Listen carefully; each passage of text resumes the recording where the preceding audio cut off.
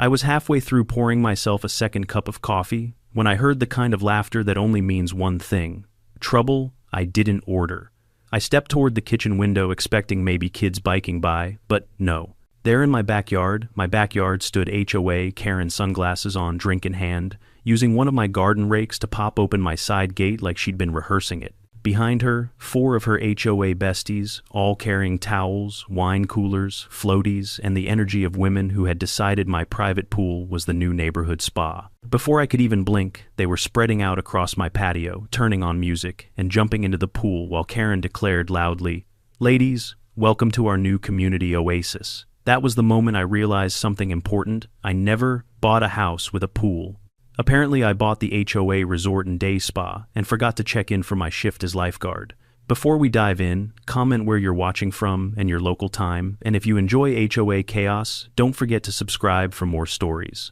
I stepped out onto the porch still holding my coffee, though at that point, it was more of an emotional support beverage than anything else. The scene unfolding in my backyard looked like someone had merged a PTA meeting with a Vegas pool party and forgotten to inform the homeowner, me. Karen's friends were already kicking off their sandals, tossing bags onto my patio furniture, and moving around like they were checking in for their spa appointments. Meanwhile, Karen herself lounged back, as if she'd just claimed discovery rights over my property.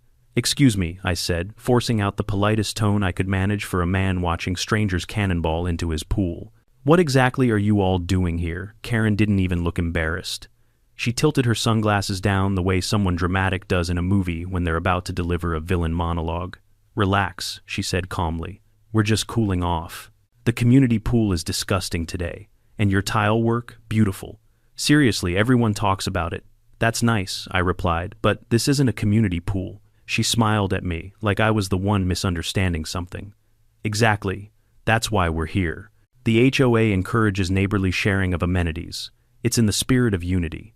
She lifted her drink. "Cheers to unity." One of her friends, a woman wearing a sun hat big enough to shield a minivan, chimed in. "Yeah, don't be one of those selfish types. We're all part of the same neighborhood." I blinked at them. "I never invited any of you." "You don't have to invite us," Karen answered matter-of-factly, as if explaining basic arithmetic to a toddler. "The community invites us." "What community?" I asked. She pointed vaguely at the air. "You know, the community." At that very moment, one of her friends turned up the Bluetooth speaker they had unpacked. My patio was starting to look like the front row of a suburban Coachella, and another one popped open a bottle of rosé like we were celebrating the launch of a cruise line.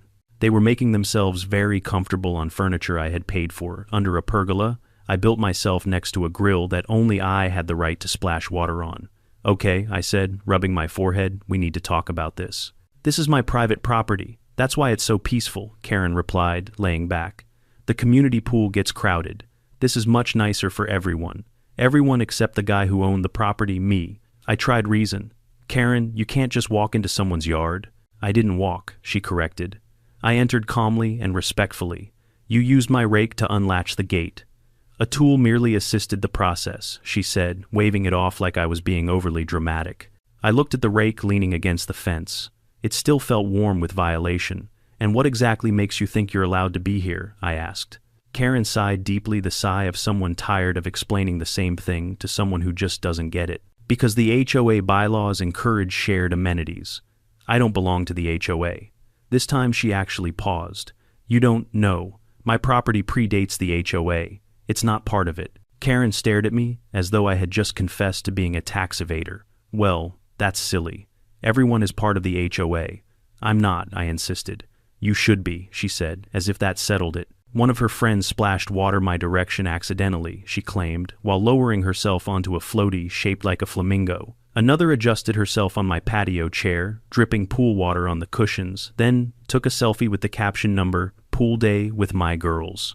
I could see from the angle that I was somewhere blurry in the background, looking like a furious cardboard cutout. As I tried to keep my breathing even, I asked, "Where is your husband during all of this?" Karen waved a dismissive hand.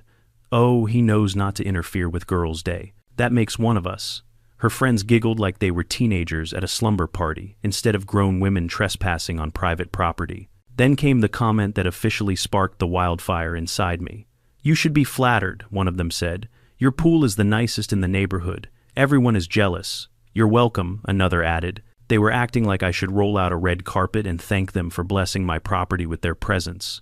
I couldn't take any more of this surreal HOA fever dream. I pulled out my phone and called Roger, the HOA president, mainly because I wanted to hear him say out loud that I was not in fact losing my mind.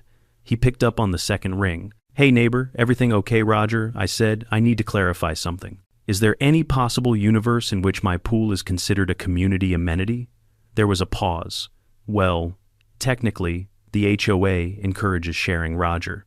I am not part of your HOA." Another pause. This one longer. "Right. That's true. Your board has tried to claim my property twice before. You remember." "Oh yes," he muttered. "That was an unfortunate misunderstanding. Well, Karen is in my pool right now, with 4 of her friends, claiming the HOA says they can use it." Roger exhaled softly. "Well, she does have children. This isn't about kids. There are middle-aged ladies drinking wine in my pool. That's new," he admitted. "Roger, what are you going to do about it?" Another long diplomatic silence. "Listen, maybe you could just let them finish their swim today. Then we can discuss it at the next HOA meeting." "Roger," I said slowly, "I don't attend HOA meetings. Because I'm not in the HOA." "Yes, that part is tricky." "Not tricky," I corrected, "just reality." Still, Roger said it would be a shame to escalate things. I hung up before my blood pressure became a crime scene. Karen looked at me over her sunglasses with a smug smile, as if she could sense the utter uselessness of the HOA's response. "Poor Roger," she said. "He hates conflict." "I don't," I replied. She laughed. "Oh, you're so dramatic. Just relax. It's only a pool. It's only a pool that belongs to me." "Exactly," she said. "And sharing is caring." I had 2 choices: cause a scene that would go viral in seconds, or walk away before I said something that would turn my lawn into a battlefield. So, I quietly stepped back, returned inside, and shut the door. That was the moment I knew this wasn't going to be a one-time annoyance. This was going to be a war of boundaries. And if they were going to treat my home like a resort, then I was going to have to start acting like the world's most sarcastic security guard. So I did what any reasonable, irritated, caffeine-deprived homeowner would do. I locked the gate. I ordered new cameras. And then I waited. I didn't have to wait long. Less than 24 hours later, the unmistakable sound of determined footsteps came marching down my driveway. The kind of stomping only HOA women make when they believe they are victims of an injustice so grand it must be solved. Immediately. I stepped onto the porch, folding my arms, already knowing who it was before she even came into view. Karen stood there, arms crossed so tightly her acrylic nails dug into her cardigan sleeves. Behind her were 2 of the women from yesterday's backyard invasion followers, loyal but confused, like backup dancers who missed rehearsal. "You locked the gate," Karen announced, as if revealing a plot twist in a murder mystery. "Yes," I said. "You installed cameras." "Correct." "You put up a sign that makes it sound like we're criminals." "When you break in," I replied, "you are criminals." Her mouth opened, closed, then opened again like a goldfish trying to form a rebuttal. One of her friends gasped dramatically, clutching her chest, like I'd shot her emotional support water bottle. Karen pointed an accusatory finger at me. "You are creating hostility in this neighborhood." "I'm creating boundaries," I corrected. "Boundaries," she repeated with disgust, as if the word tasted like expired yogurt. "The whole neighborhood thinks you're selfish." "Great," I said. "Let them form a line. I'll buy more locks." Her face twitched. I could tell she wanted to unleash a screaming tirade, but was trying to appear classy. Unfortunately for her, classy wasn't a setting she was equipped with. She stepped closer. "You need to open the gate, right now." "The HOA? I'm not part of your HOA," I interrupted. "And the HOA has no authority over my property. That's not how community works. That's exactly how private land works." She sputtered visibly, short-circuiting, then snapped. "You'll be hearing from us." "Great," I said. "Tell Roger I said hi." She spun around dramatically, well, as dramatically as someone wearing flip-flops can spin, and stormed off with her backup dancers flapping behind her. When she reached the sidewalk, she turned back like she suddenly remembered she had one last powerful line to deliver. "And, by the way, your sign is tacky. It matches the personality of the people trying to trespass." Her jaw dropped. She clearly didn't expect me to clap back. That afternoon, while I sat on the porch sipping iced tea, I heard the unmistakable sound of children's whispering. I leaned forward just in time to see Karen's 2 kids dragging a plastic stool from their porch like tiny burglars preparing for a heist. They positioned it under the fence, one boosting the other, as they attempted to vault over. One of them shouted, "Mom says we're allowed," I called out. "Tell your mom to come say that to my face." They froze like squirrels caught stealing bread, then bolted back down the sidewalk, the stool bouncing behind them. 15 minutes later, right on schedule, Karen stormed back, hair frizzed, cheeks red, holding the stool like it was Exhibit A in a court case. She imagined herself winning. "You scared my children. They scared themselves trying to break into my yard. You are threatening them with surveillance," she snapped, gesturing dramatically toward my cameras. "You threaten my property with your children?" Her voice rose to a high pitch. "You are escalating this." I stood up. "You turned my backyard into a water park without permission. You used a rake to break in. You brought friends. You drank wine in my pool. You filmed yourselves here without consent. And now you're sending your children to climb my fence." I'm simply responding. She glared at me like a cartoon villain on the verge of monologuing. "I'm telling the HOA that you're creating an unsafe environment. I'll tell the sheriff that you're teaching your kids to trespass." Her entire body clenched like she had swallowed a lemon whole. Then she released a frustrated growl, a genuine feral growl, and stomped off again, mumbling about toxic neighbors and community spirit. That night I made upgrades. Real upgrades. I didn't just lock the gate, I reinforced it. A thick steel latch, new bolts, and a keypad code only I knew. Then I added motion-activated lights bright enough to illuminate a small airport runway. And, for good measure, I installed a Bluetooth speaker hidden near the fence, programmed to play a deep, menacing bark whenever motion was detected. Petty, yes. Necessary, absolutely. Around midnight, the first test run happened. The sensor tripped. The speaker barked like a German shepherd on Red Bull. A shriek echoed through the alley. Then fast footsteps. Then silence. I slept like a baby. But the next morning, however, was a new chapter.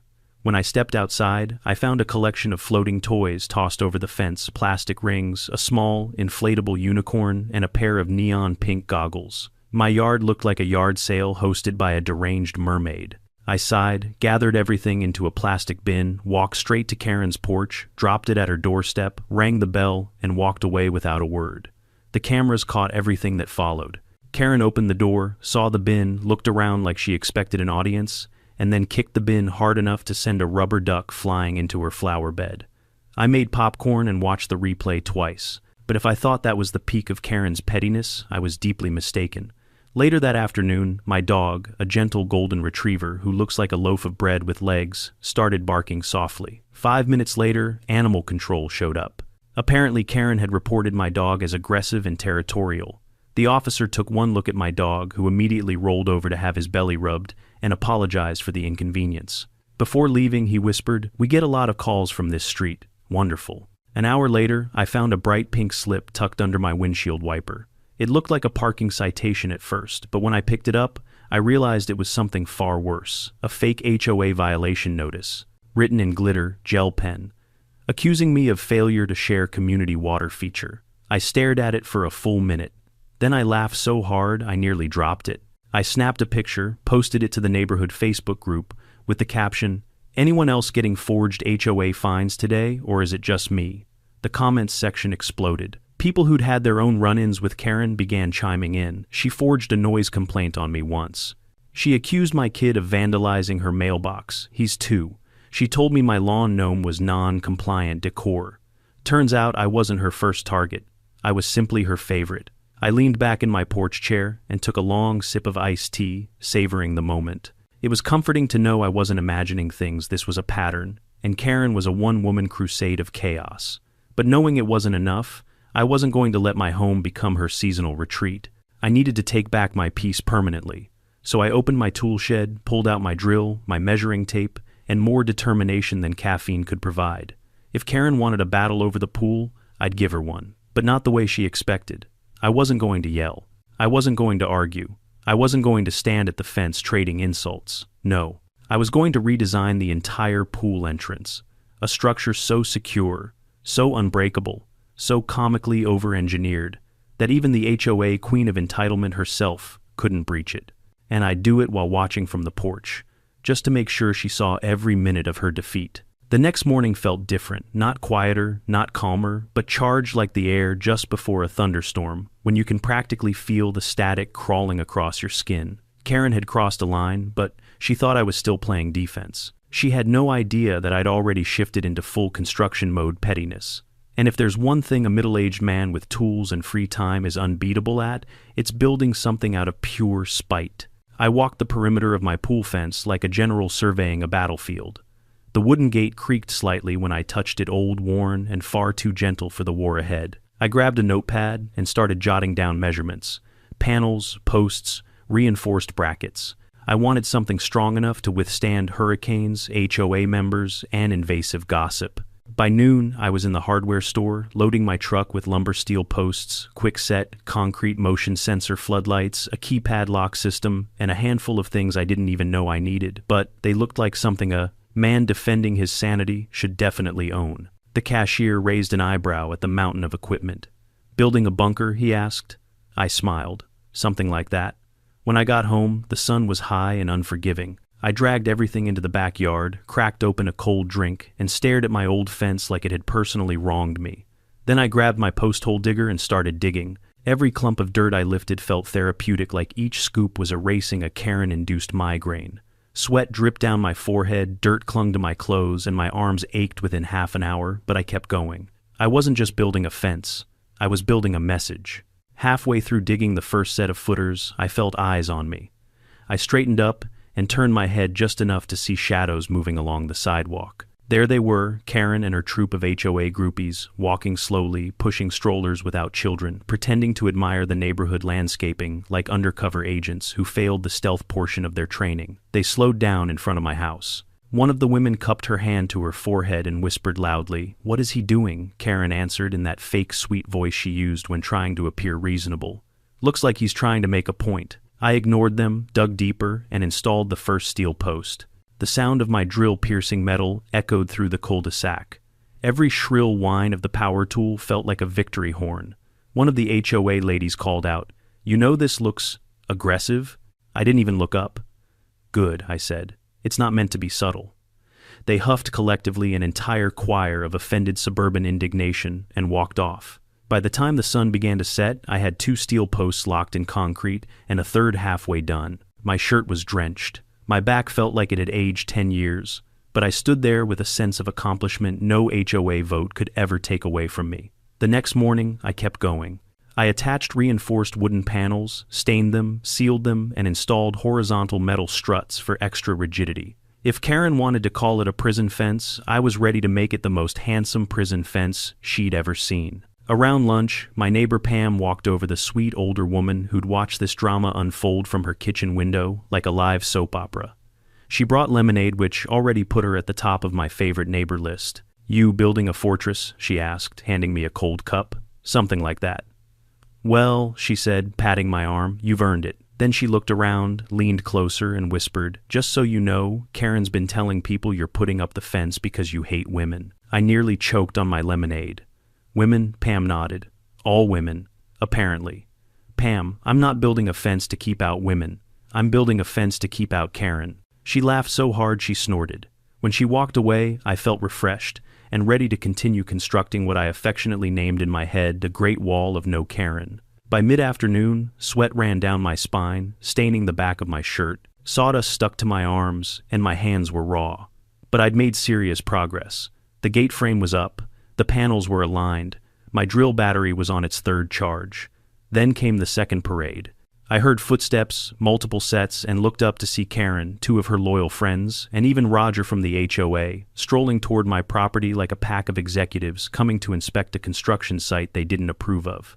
Roger waved weakly. "Hey neighbor, nice day to build, isn't it?" I wiped my forehead.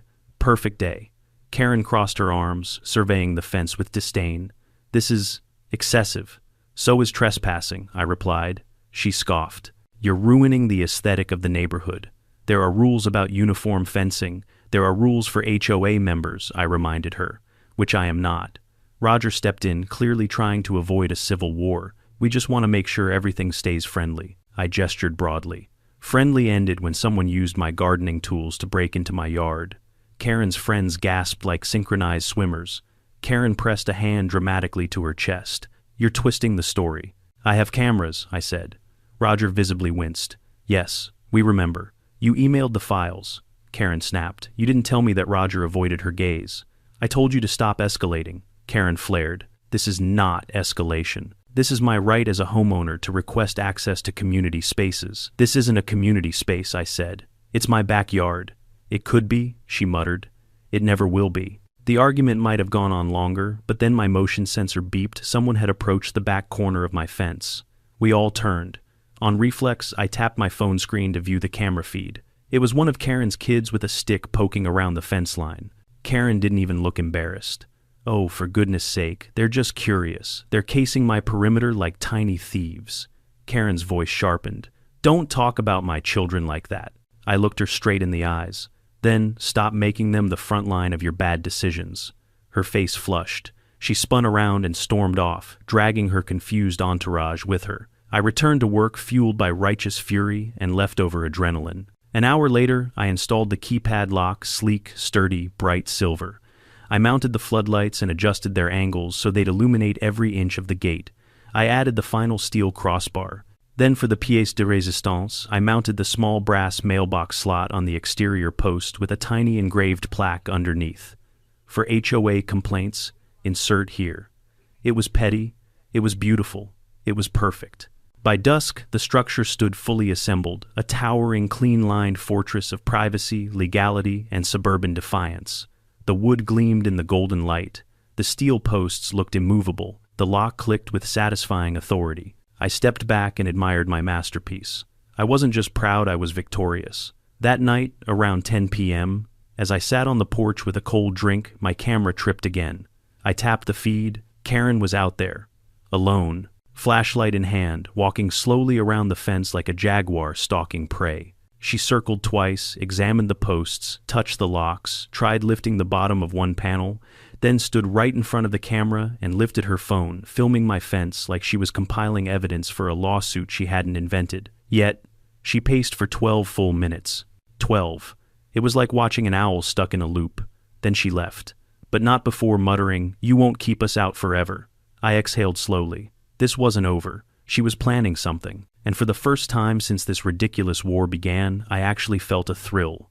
She wanted a fight.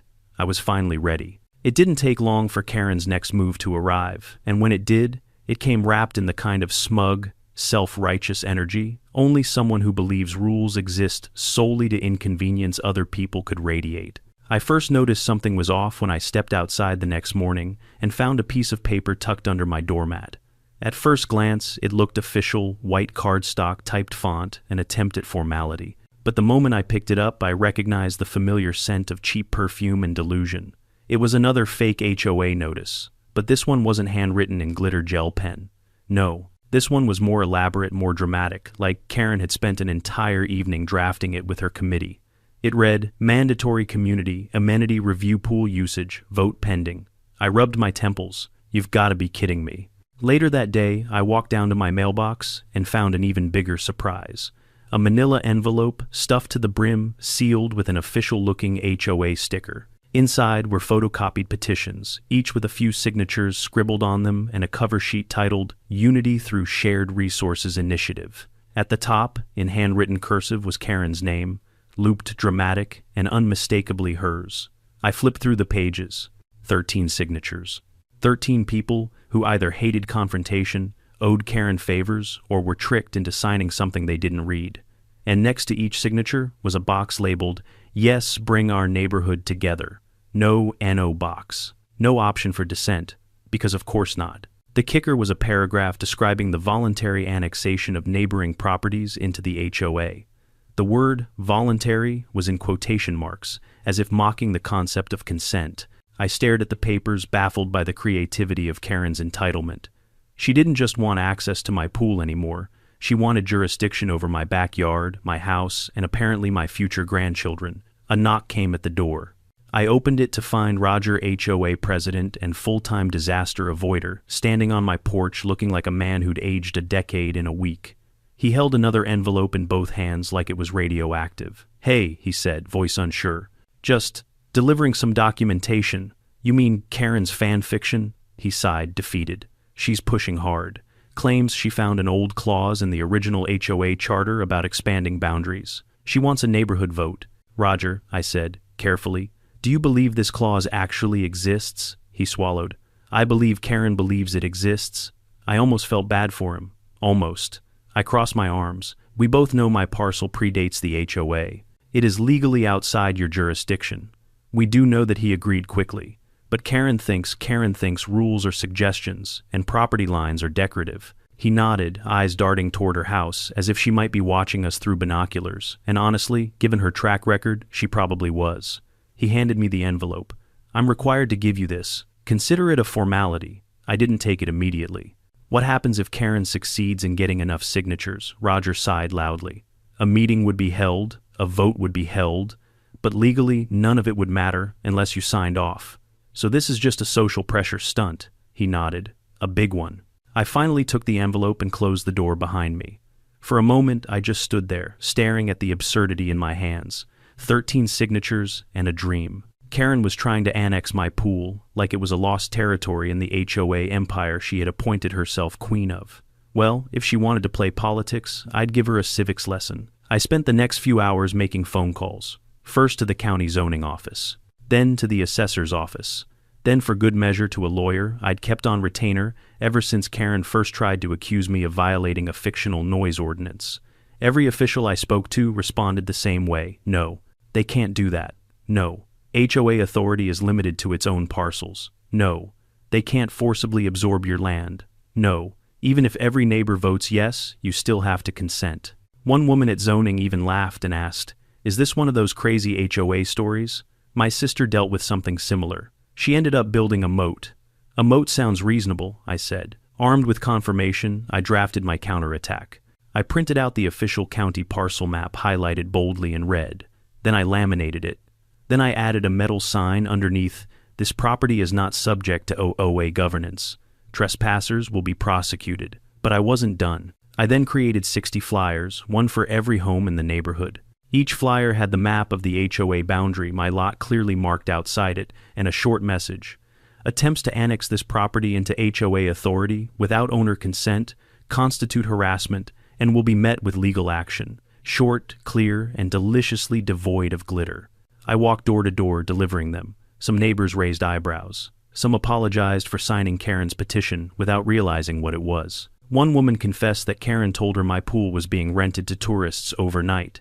Tourists, I repeated. There's not even a guest room. She said they sleep on the patio furniture, the woman replied, embarrassed. I closed my eyes and inhaled slowly. Ma'am, I don't even let myself nap on the patio furniture.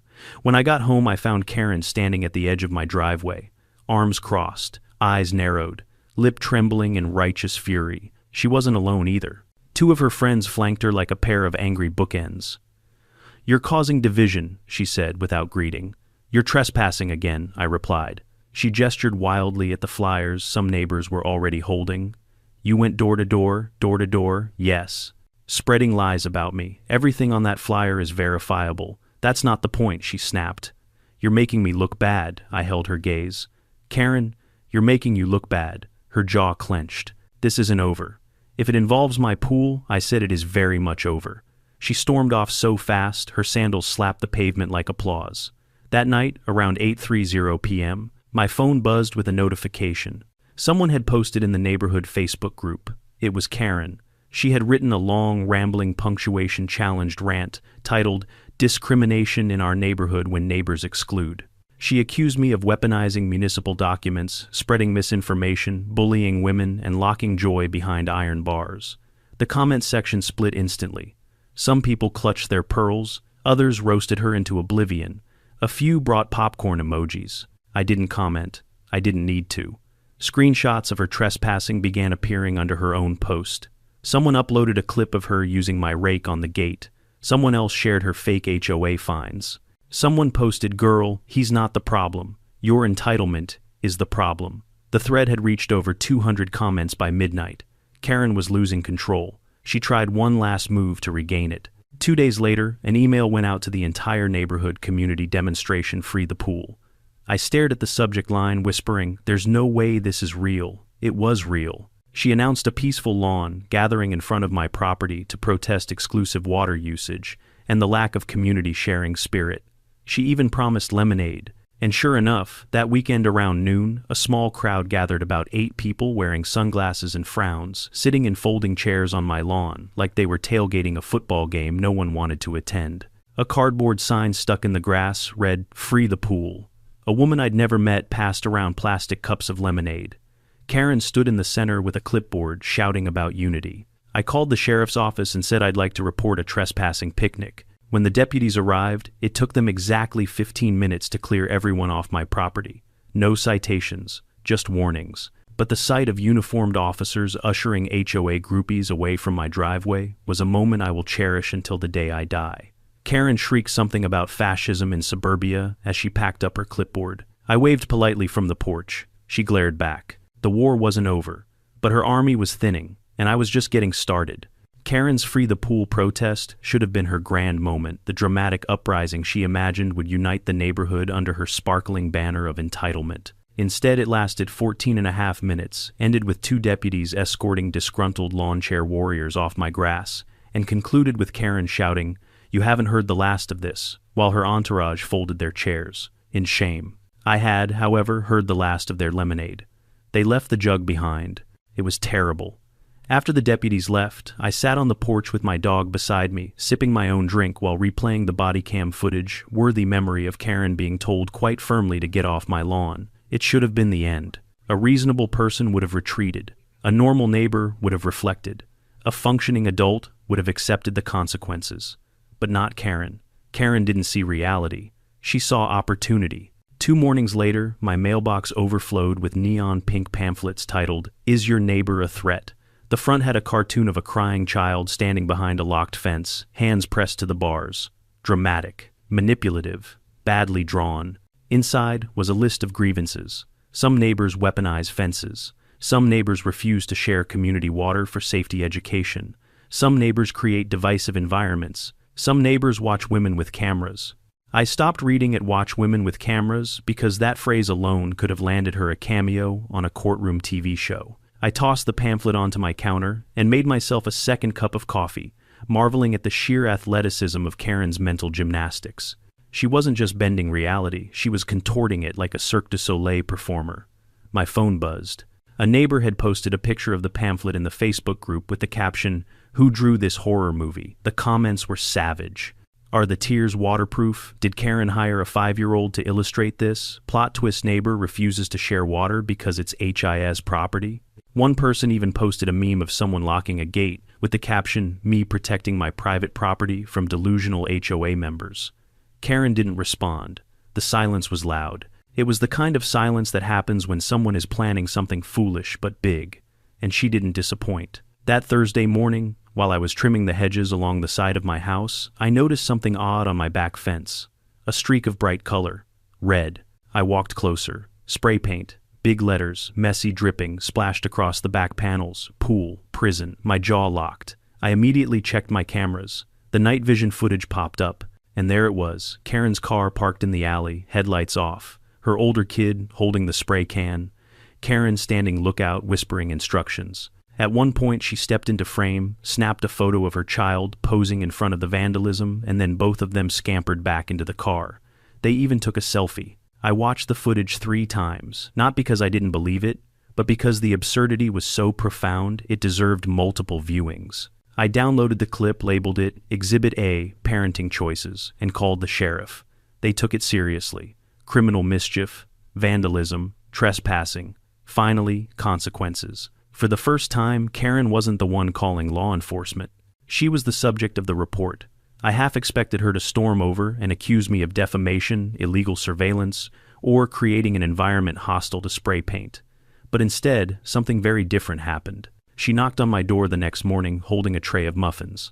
I blinked at her. "What's this?" She smiled, a tight, shaky smile, like she'd practiced it in the mirror. Peace offering, I repeated slowly.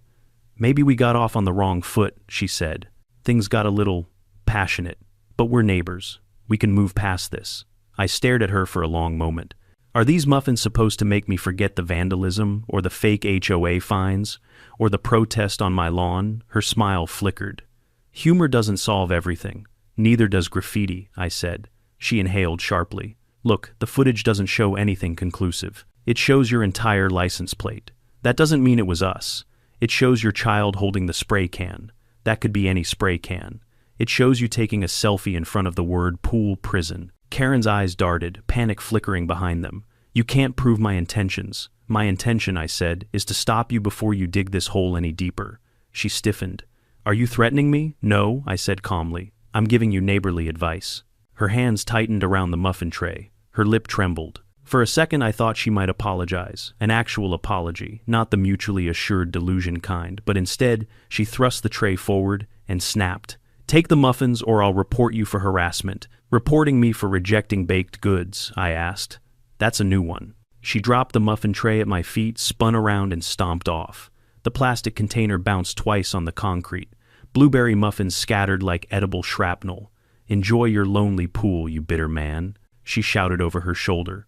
I will, I said, from the porch with peace and without your friends peeing in it. Her gasp echoed like a dying parrot. She disappeared into her house. For a moment I considered sweeping up the muffins. Then I decided they could wait. I sat on my porch steps exhaling. I should have felt satisfied, vindicated even, but instead something unsettling tugged at me.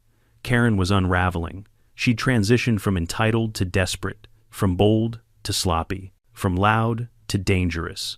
She wasn't just trespassing anymore. She was escalating, and that meant something bigger was coming. That night I lay awake, thinking about how to end this war without escalating it into something catastrophic. Then it hit me a solution so absurd, so theatrical, so perfectly Karen-proof, that it would shut down every future attempt before she even lifted a glitter gel pen.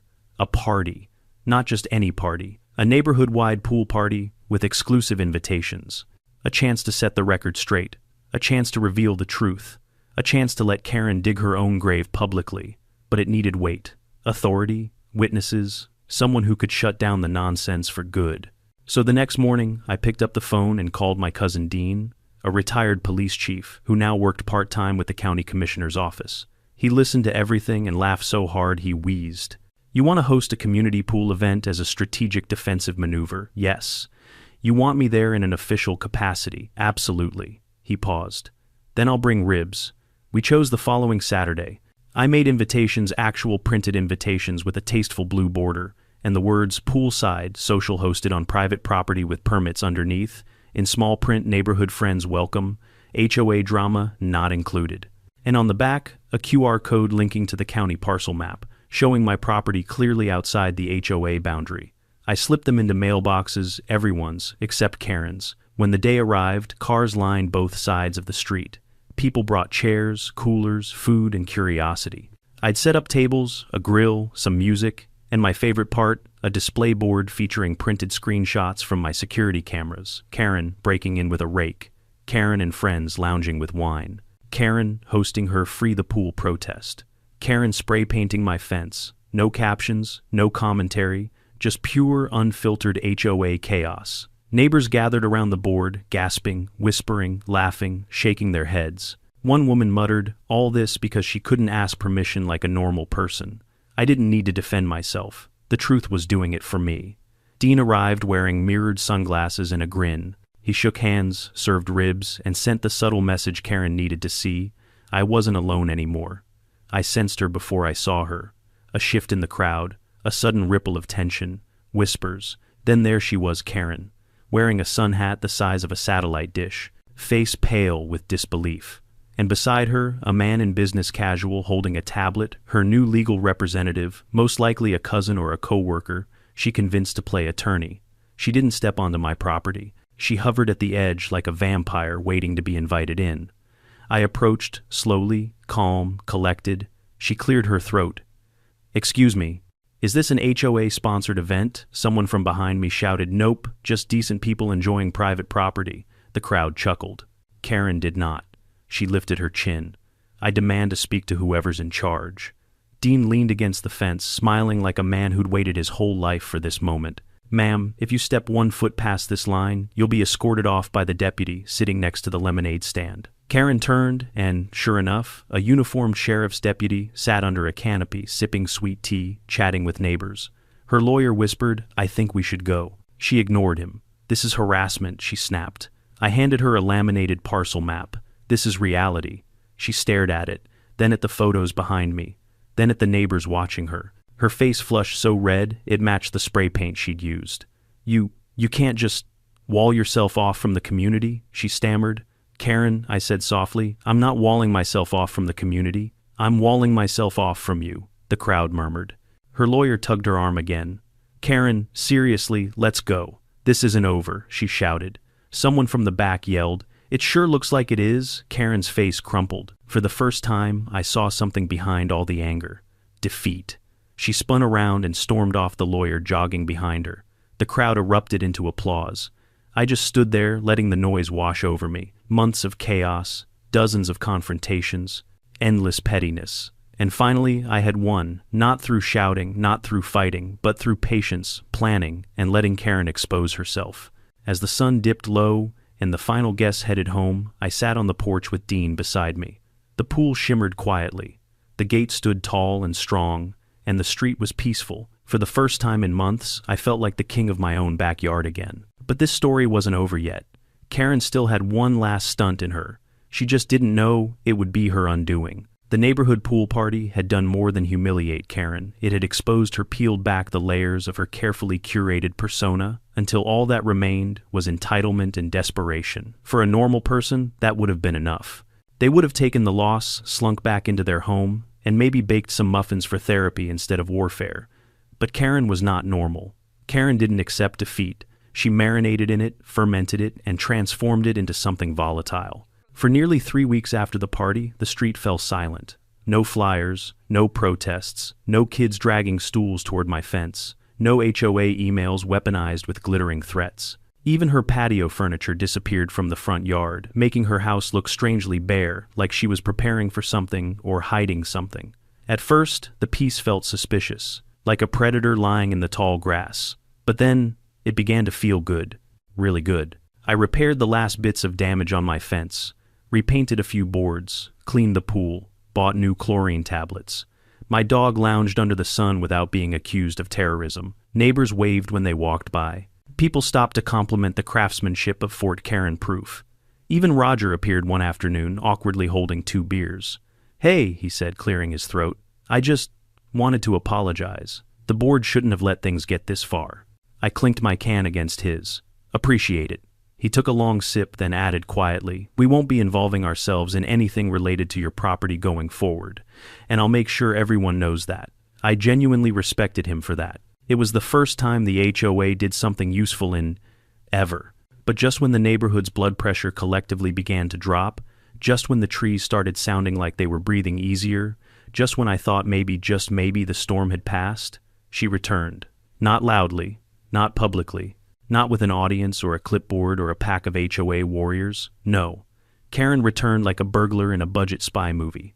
It happened on a Tuesday afternoon. I remember because I'd planned on finally cleaning the shed, around 4 p.m. My phone buzzed with a single notification, motion detected, backgate camera 3. I assumed it was a bird, or a bug, maybe a neighbor's cat. But when I tapped the live feed, my entire body went cold. There she was, Karen. Dressed in black from head to toe, hood up, shoulders hunched, moving like someone attempting stealth without ever having practiced walking quietly. She crouched beside my fence, glancing both ways like a cartoon villain, making sure the coast was clear. Then she pulled something from her pocket. Wire cutters. I blinked at the screen. She took the cutters, reached up, and clipped the zip ties holding the camera mount to the post. The screen jostled violently but stayed connected thanks to the backup bracket I'd installed. Karen didn't know that. She thought she'd blinded me. The camera view tilted upward as she loosened the mount, then the solar panel cable snapped free. She smiled, actually smiled like she'd just defused a nuclear bomb. If she had truly disabled my surveillance, she wouldn't have smiled. She would have cheered. The smile told me something important. Karen was improvising. I switched to camera 4, then camera 5. I watched as she moved down the fence line, clipping wires, disabling the solar charger, adjusting motion sensors. Every move was deliberate, practiced in her mind 1,000 times. Then something even more unbelievable happened. She reached into a backpack and pulled out a towel, a whistle, 3 pairs of children's goggles. My jaw dropped. She waved her hand toward the fence, my Fort Karen-proof fortress, and seconds later, 3 small heads popped up from behind the bushes. Her kids, crawling, dragging inflatable floaties like tiny soldiers crossing enemy lines. She was staging another invasion, I watched in disbelief as she coached them to move quietly using hand signals like she was directing a covert ops mission. One child crawled forward with the exaggerated stealth of a squirrel, thinking itself invisible. Another kept adjusting his goggles like that would help him infiltrate a yard. Karen tested the latch, pried it gently, wedged her sneaker under the corner to lift it just enough for tiny bodies to squeeze through. The kids slipped inside. Karen followed. And within seconds, splash. More splashing. Laughter. Karen's voice drifting through the hedge, smug and soft. There. See, he can't stop us.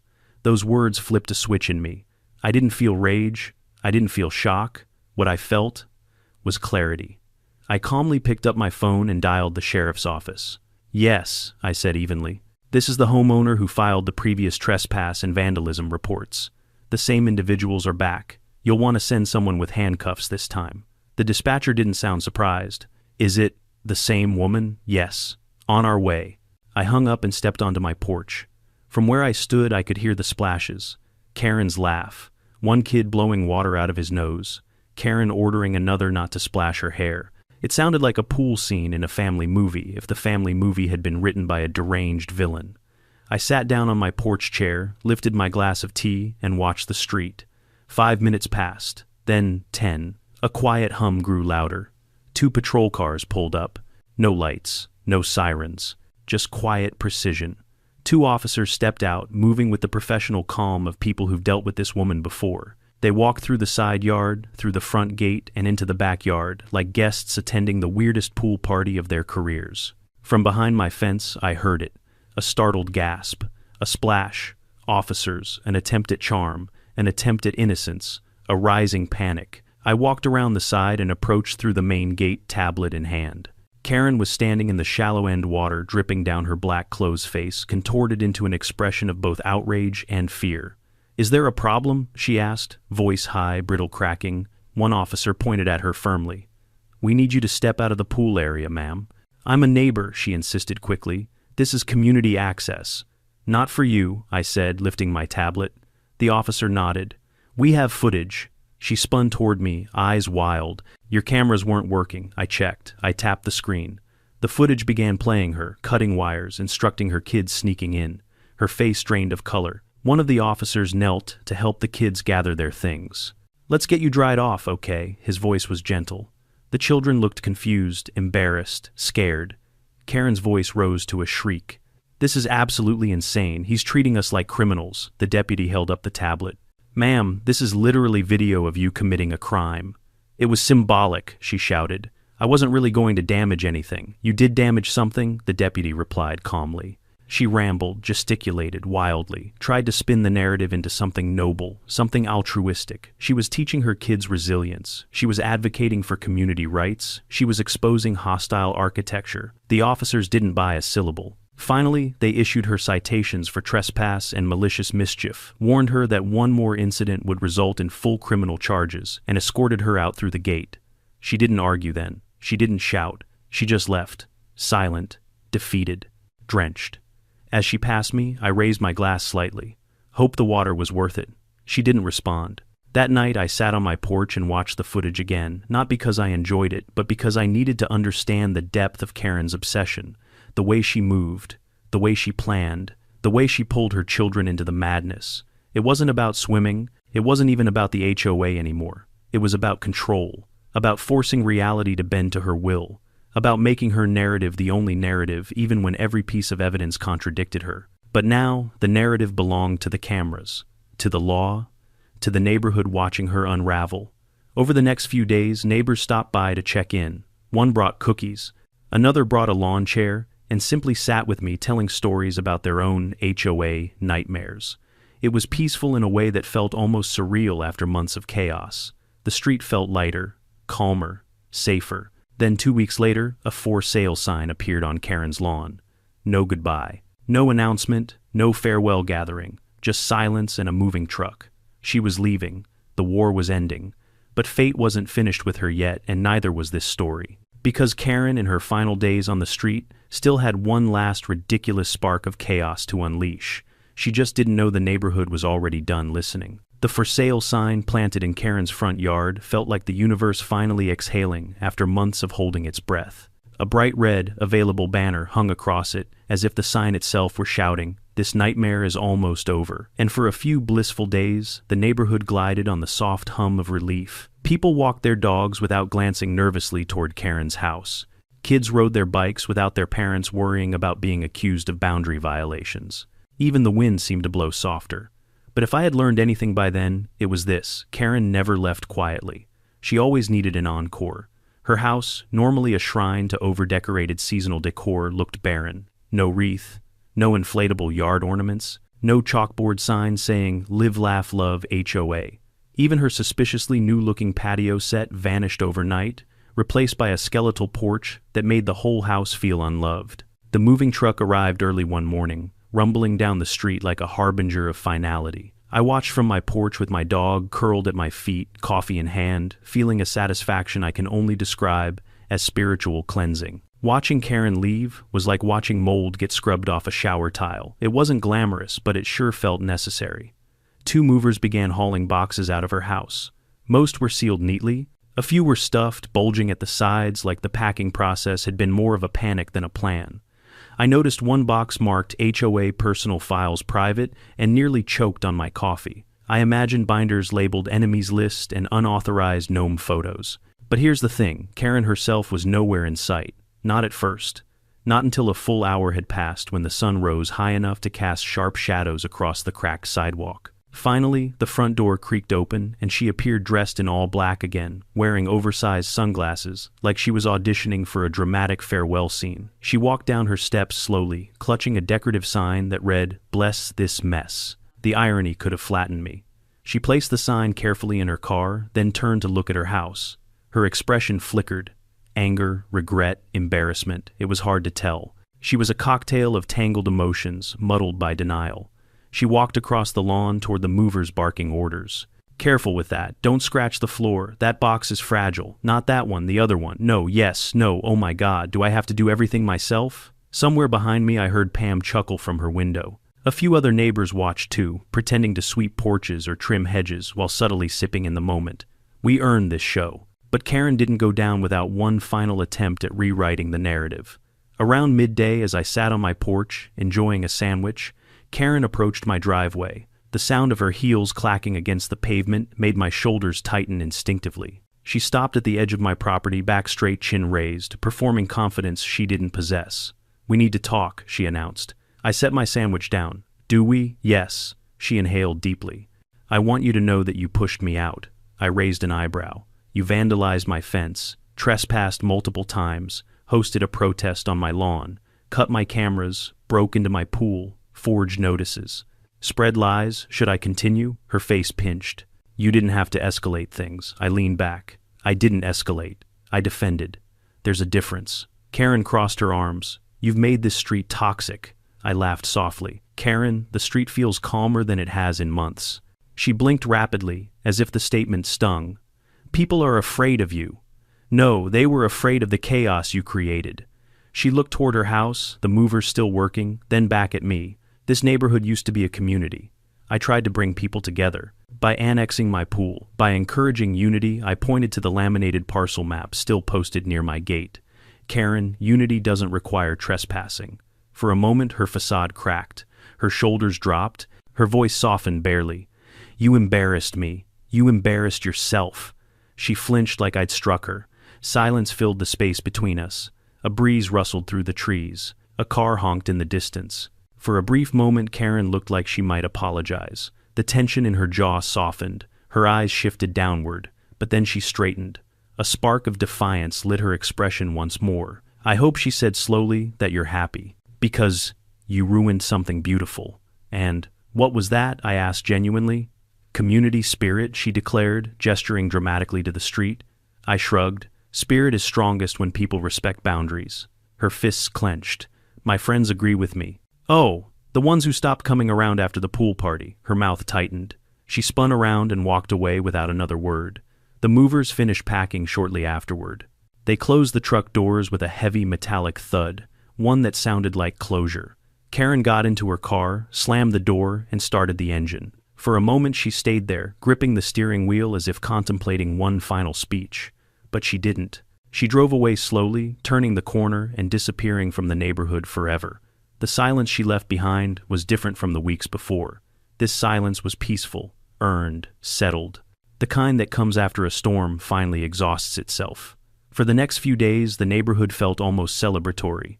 Kids played louder, people chatted at mailboxes, dogs barked freely. I walked my yard without scanning the horizon like a watchtower guard. Neighbors stopped by more often, bringing snacks, stories, and relief. One couple brought homemade cookies saying, "We saw everything. You handled it better than we could have." The guy from down the block dropped off a six-pack of beer in honor of the Great Wall of No Karen. Someone else slipped a thank you card under my door. It simply read, "Thank you for standing your ground. You saved the neighborhood." I didn't feel like a hero. I felt like a tired homeowner who survived an HOA apocalypse. But then something odd happened. The new family moved into Karen's old house. A young couple in their mid-30s with a toddler and a golden doodle. They introduced themselves immediately, big smiles, warm handshakes. "We've heard about the pool," they joked. "Don't worry, we don't swim unless invited." I laughed loudly, genuinely. "Then you're already my favorite neighbors." Their toddler waddled over with a plastic toy shaped like a dinosaur. My dog sniffed it gently. There was no tension, no entitlement, just normal, good-hearted, neighborly energy. A stark contrast to the black hole of chaos that once lived next door. A few nights later, I sat on my porch with a glass of tea watching the sun dip below the rooftops. The light hit the pool just right, making the water shimmer like glass. The fence stood tall and secure, the keypad gleaming softly. My dog snored beside me, belly full of treats. Pam had sneaked him. For the first time in a long time, everything felt still. No splashing, no shouting, no glitter gel pen threats, just peace. A sound rustled at the edge of my yard. I glanced over, not with paranoia, but with a calm instinct to check. It was just the wind brushing through the leaves. The sensors didn't trigger, the cameras didn't alert, the fence stood silent, unchallenged. I leaned back in my chair, letting the porch creak under my weight. And it hit me. This wasn't just the end of Karen. This was the return of my home. Not a fortress, not a battleground, just mine. But the funny thing about peace is it lets your mind wander. And as I sat there sipping tea, watching the last rays of sunlight fade, I caught myself thinking, if Karen ever tries anything again, I chuckled, she won't, she can't, the gate is locked. The cameras are running, the neighborhood knows the truth, and I'll always be right here on the porch watching and ready. The peaceful stretch that followed Karen's departure felt almost unreal, like the quiet after a long thunderstorm, when the world is still deciding whether it's finally safe to come out.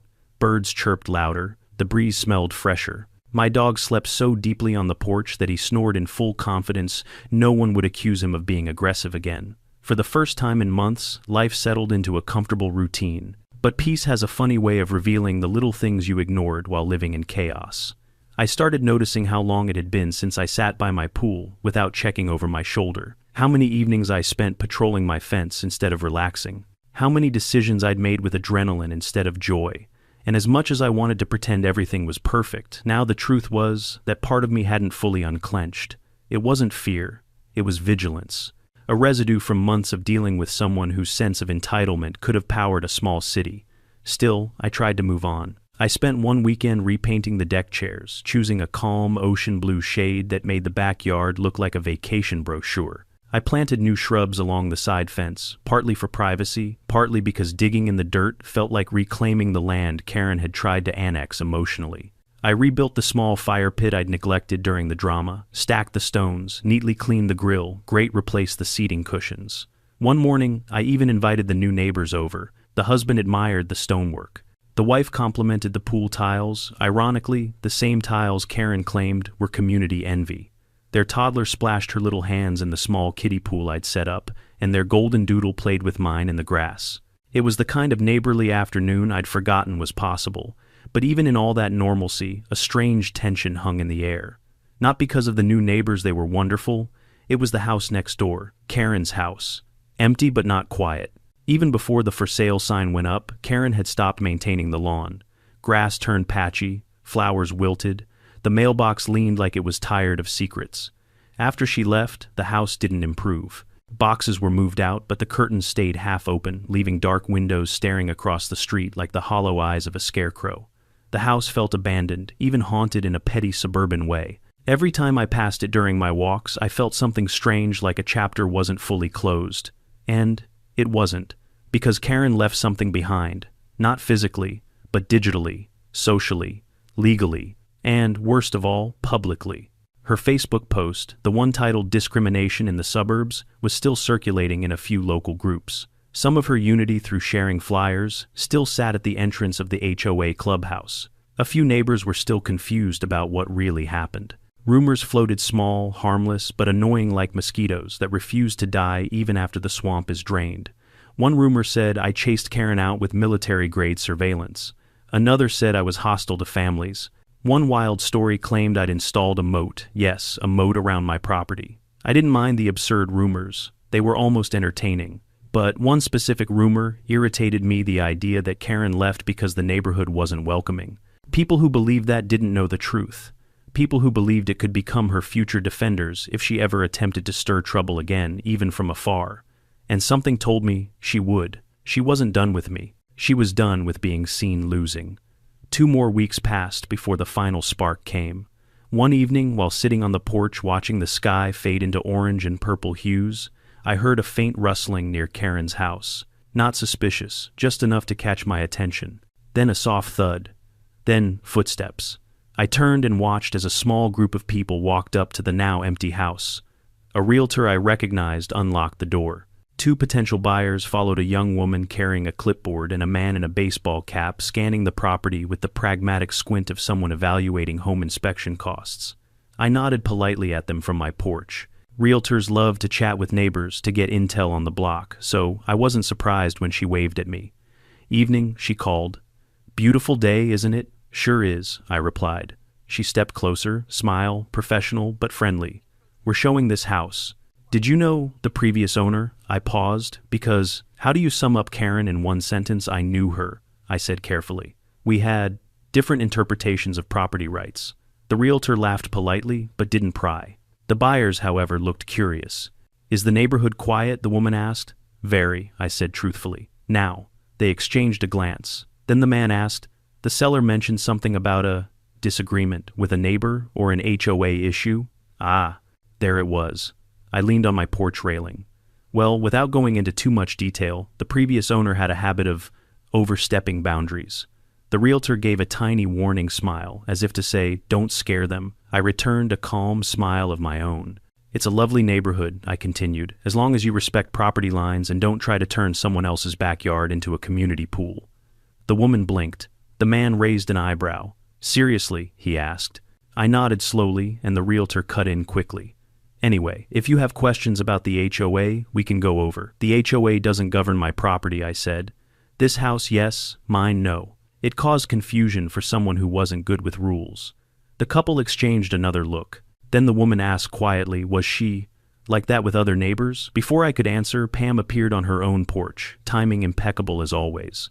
"Like what?" she asked loudly. "Karen-y." The realtor froze. I stifled a grin. Pam walked over, broom in hand like a medieval villager, ready to spill tea. She tried to claim his pool was communal, Pam announced to the buyers. Broke into his yard. Pulled her kids in through the gate. Held a protest. Spray-painted his fence. Lied about her address lines. Tried to get the HOA to annex his property. The realtor's smile collapsed in slow motion. The buyers' faces were priceless. "Oh," the man said. "Oh my God," the woman added. Pam continued enjoying herself far too much. Sheriff came out 3 times. She brought muffins once, but that was a trap. The woman turned to the realtor. "You didn't mention any of this." The realtor stammered.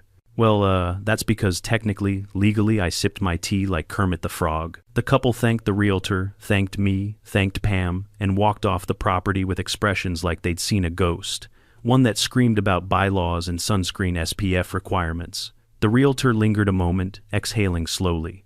"You know," she said carefully, "you could have been less specific."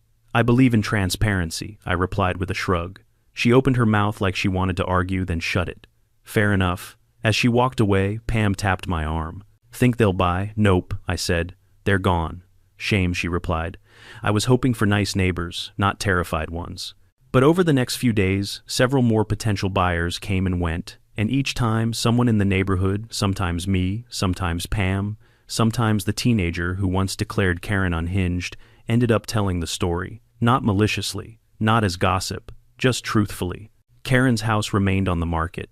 She'd poisoned her own resale value. Day by day, the grass grew taller, the windows gathered dust, the mailbox tilted further, and the house began to look like a visual metaphor for her downfall. One afternoon, Roger, the HOA president, stopped by my porch again, holding a soda this time. You know, he said we had a board meeting about that house. What about it? He shifted.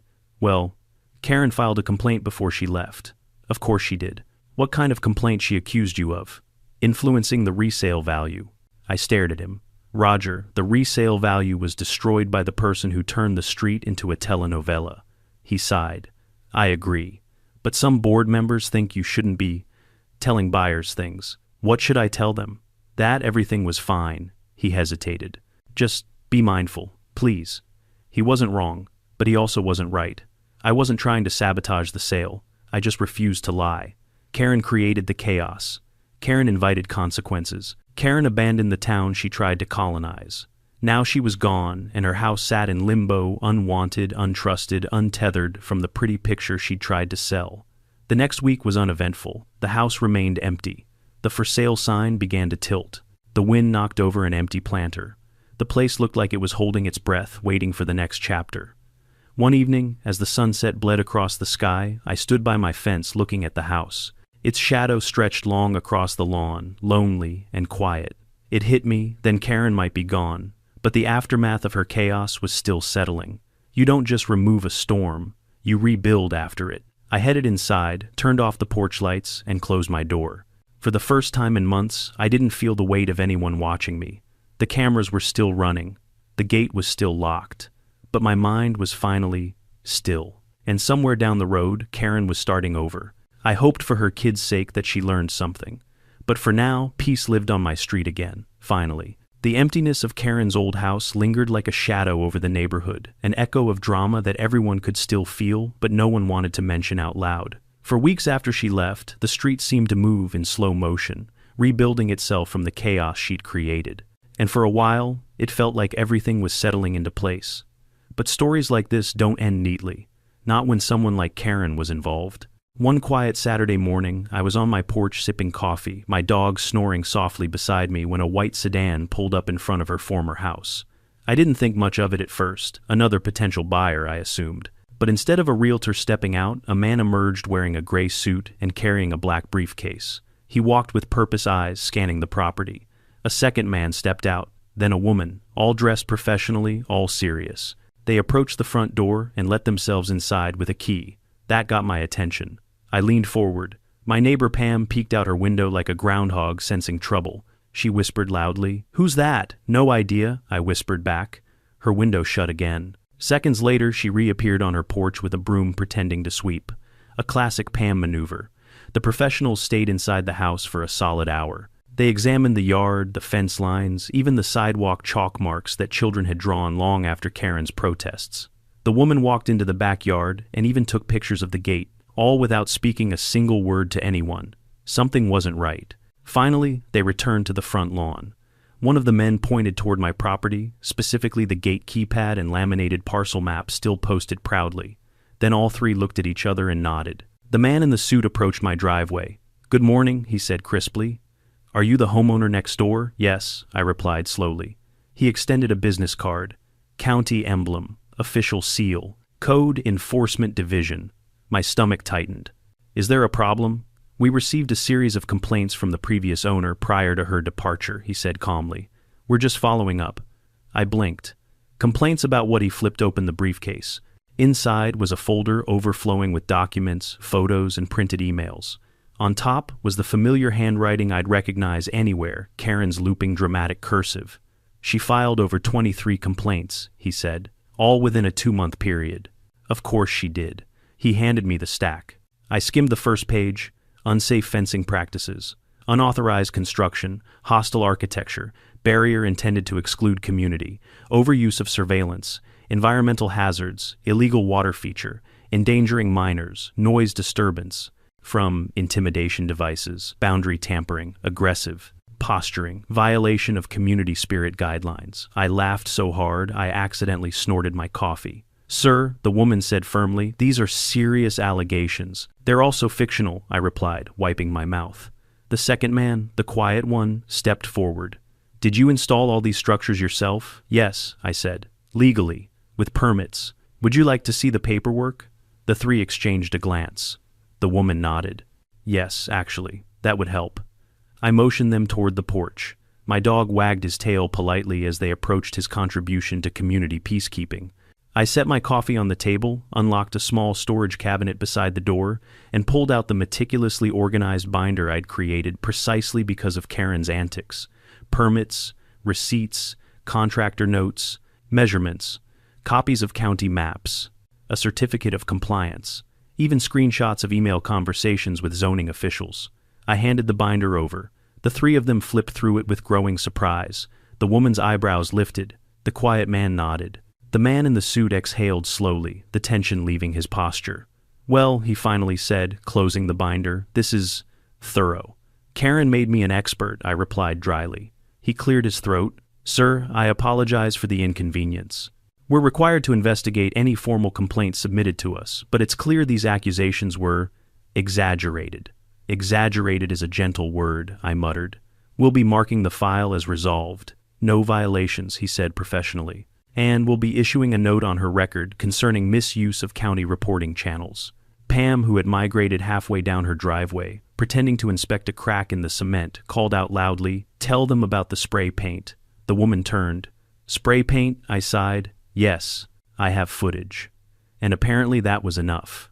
The team asked for a copy of the footage to file their report properly. I handed it over on a USB stick. They thanked me, shook my hand, and returned to Karen's old house for their final inspection.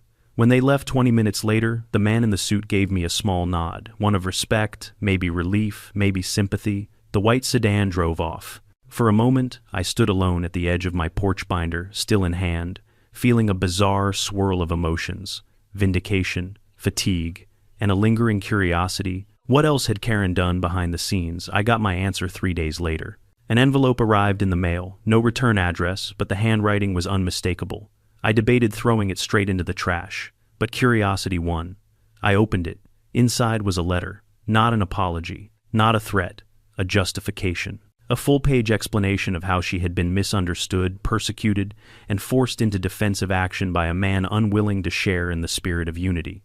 She blamed me for her move, blamed the neighborhood, blamed the HOA, blamed the county, even blamed her kids for not behaving covertly enough. I nearly lost it at that line. But the most interesting part wasn't the letter. It was what came with it. A printed email thread between Karen and a local reporter, the same one who'd written the story titled, "The Pool Isn't Yours, Karen, and Never Was." The reporter had sent her a follow-up message after Karen's move. "Would you like to comment on why you left the neighborhood?" Karen's response was included below, and it was astonishing.